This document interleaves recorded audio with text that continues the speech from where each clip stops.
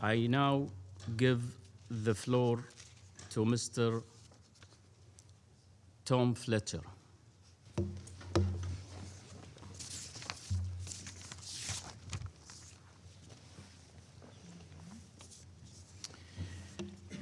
Thank you, Mr. President.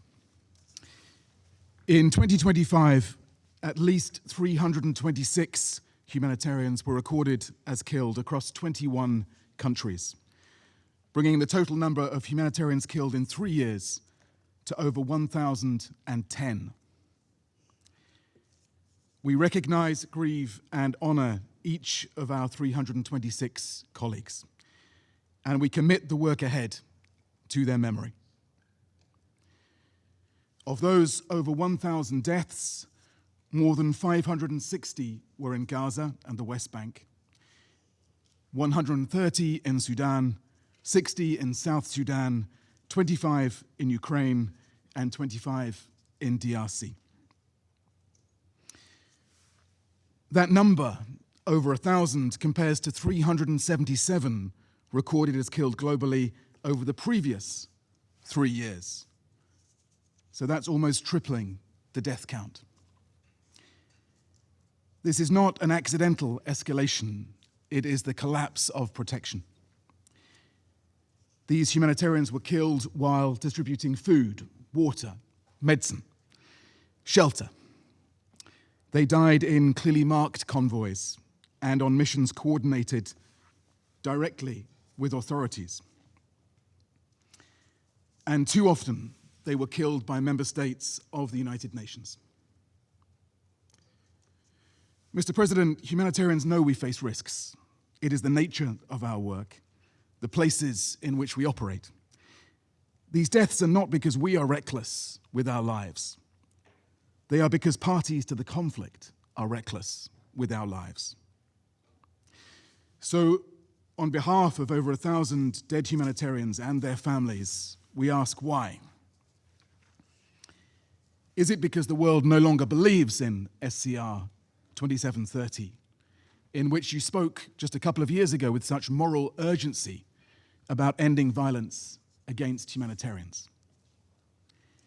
Is it because international humanitarian law, forged by a generation of wiser political leaders for just such a time as this, is no longer convenient?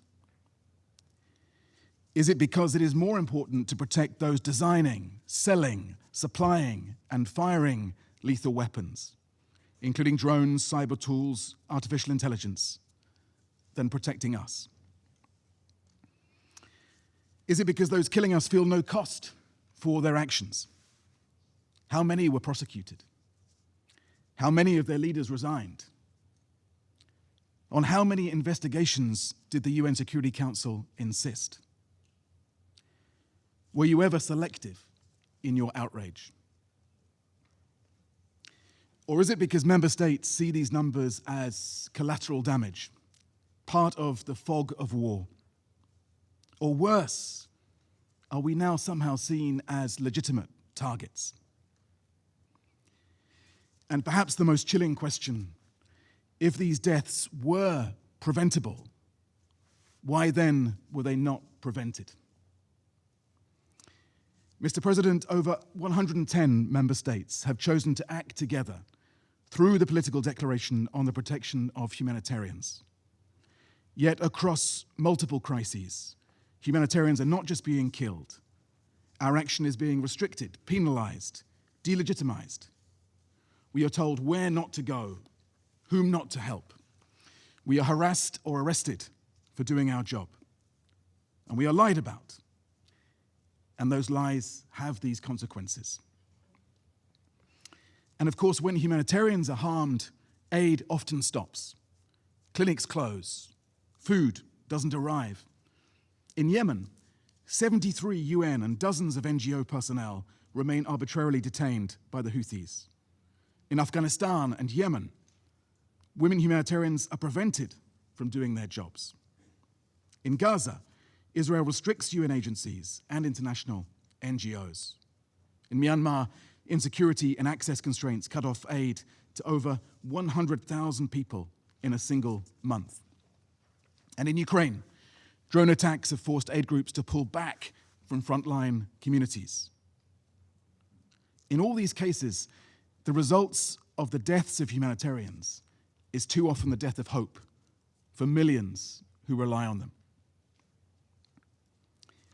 Mr. President, these trends, alongside the collapse in funding for our life-saving work, are a symptom of a lawless, bellicose, selfish, and violent world. Killing humanitarians is part of the broader attack on the UN Charter and on international humanitarian law. International humanitarian law was never, and is not now, an academic exercise.